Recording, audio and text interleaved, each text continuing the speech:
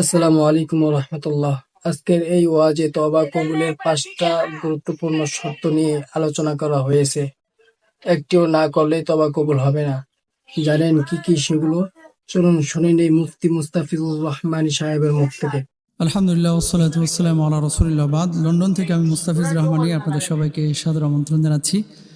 আজকে এই মুহূর্তে যে প্রশ্নটি নিয়ে আমরা কথা বলবো, এই প্রশ্নটি যিনি করেছেন কবির হোসাইন, কুমিল্লা দাউদকান্দি থেকে হোয়াটসঅ্যাপে প্রশ্নটি করেছেন। আপনাদের কোনো প্রশ্ন থাকলে স্ক্রিনে প্রদত্ত হোয়াটসঅ্যাপ নাম্বারে আপনারা প্রশ্নটি করতে পারেন অথবা যে কোনো বিষয়ে যোগাযোগ করতে পারেন ইনশাআল্লাহ।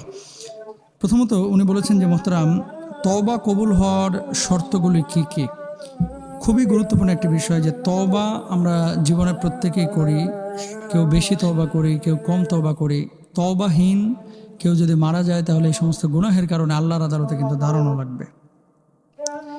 এক নম্বর, আল্লাহ সুবহানাহু ওয়া তাআলা পবিত্র কোরআনুল কারীমের মধ্যে কি বলছেন দেখেন, ওয়াসারিউ ইলা মাগফিরাতিম মির রাব্বিকুম ওয়া জান্নাতিন আরদুহাস সামাওয়াতি ওয়াল আরদ উইদ্দাত লিল মুত্তাকিন।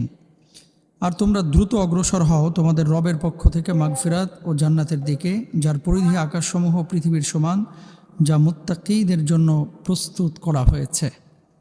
তাহলে ক্ষমার জন্য আল্লাহর কাছে বলা এটা আমাদের কথা না, আল্লাহ সুবহানাহু ওয়া তাআলা নিজেই আমাদেরকে বলেছেন। এরপরে দেখেন আল্লাহ সুবহানাহু ওয়া তাআলা বলছেন, ফাকুল তুস্তাগফিরু রাব্বাকুম ইন্নাহু কানা গাফফারা ইউরসিলিস সামা আলাইকুম মিদরারা ইউমদিদকুম বিআমওয়ালি ওয়া বানিনা ওয়া ইয়াজআল লাকুম জান্নাতি ওয়া ইয়াজআল লাকুম আনহারা। আর বলেছি তোমাদের রবের কাছে ক্ষমা চাও, নিশ্চয় তিনি পরম ক্ষমাশীল। তিনি তোমাদের উপরে মুষল ধরে বৃষ্টি বর্ষণ করবেন আর তোমাদেরকে ধন সম্পদ ও সন্তান সন্ততি দিয়ে সাহায্য করবেন।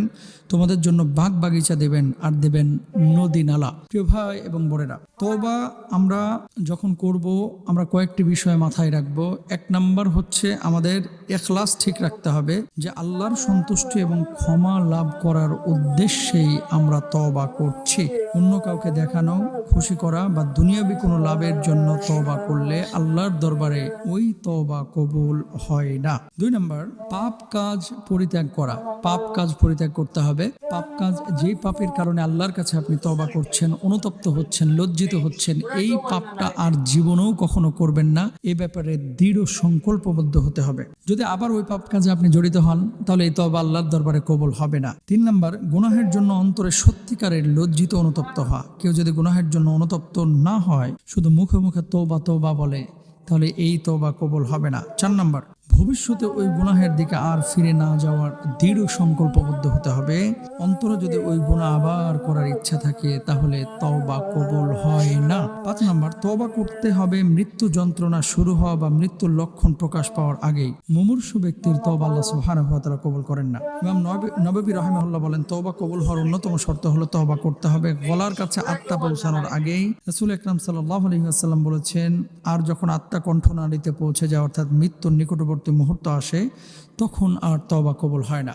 তাহলে এখান থেকে আমরা ক্লিয়ার বুঝতে পারলাম যে আসলে তওবার জন্য শর্ত কি কি। আমাদের অনেক ভাই এবং বোনেরা আছেন, একটা গালি দেওয়ার পরে, খারাপ কাজ করার পরে এরকম মুখে থাপ্পড় দেন যে তওবা তওবা তওবা, বাম দিকে 3বার থুতু নিক্ষেপ করেন।